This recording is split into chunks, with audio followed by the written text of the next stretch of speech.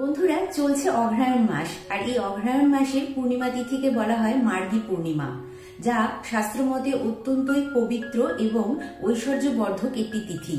মনে করা হয় এই তিথিতে একত্রে যেই গৃহে মা লক্ষ্মী এবং নারায়ণের পুজো করা হয় সেই গৃহে কখনো বা কোনো দিনই দারিদ্রতা বা অর্থকষ্ট আসে না। আর এই পুণ্যতিথিটি এই বছর পড়েছে 4 ডিসেম্বর বৃহস্পতিবার।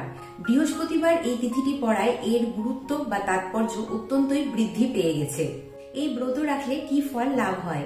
দুঃখ দারিদ্রতা দূর হয়, মা লক্ষ্মী স্থিতি লাভ করে, ইতিবাচক শক্তি দূরীভূত হয়, গৃহে শান্তি আসে, বিভিন্ন বাধা বিঘ্ন দূর হয় এবং পাপ ক্ষয় হয়। এই দিন আমরা কি করব?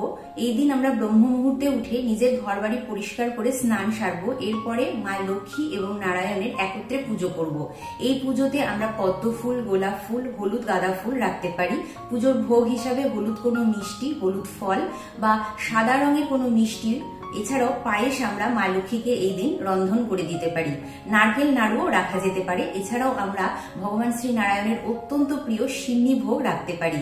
এরপর আমরা সারাদিন মা লক্ষ্মী এবং নারায়ণের জপ করতে পারি, অর্থাৎ ওম শ্রীম নমঃ এই মন্ত্রটি 108 বার বা 11 বার জপ করতে পারি।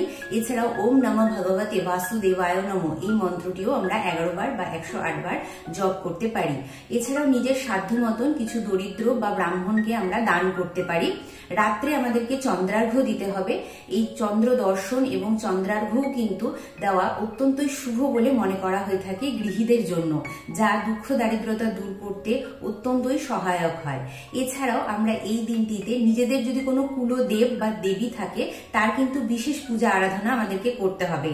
আর তুলসী মহারানীর পুজো করতে ভুললে কিন্তু চলবে না বন্ধুরা। এই দিন তুলসী মহারানীর পুজো, তুলসীতে জল দান এবং সন্ধেবেলায় একটি ঘিয়ের প্রদীপ বা তিল তেলের প্রদীপ আমাদেরকে দান করতে হবে তুলসী তলায়।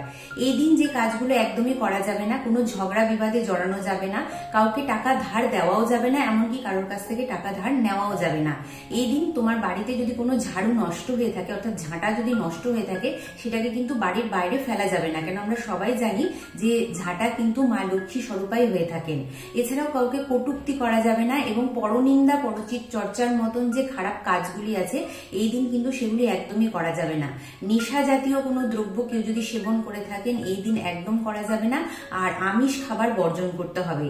চলো বন্ধুরা, এই ভিডিওটি যদি তোমাদের আজকে ভালো লেগে থাকে বা তোমরা যদি উপকৃত হয়ে থাকো তাহলে অবশ্যই নিজের কিছু প্রিয়জনদের মধ্যে এটি শেয়ার করে দাও, যাতে তারাও তোমার মতন সুন্দরভাবে মার্গী পূর্ণিমার ব্রতটি রাখতে পারে এবং তারাও তোমার থেকে উপকৃত হয়। চলো, দেখা হবে আবারও এরকমই একটি সুন্দর ভিডিওর সঙ্গে। ততক্ষণের জন্য রাধে রাধে।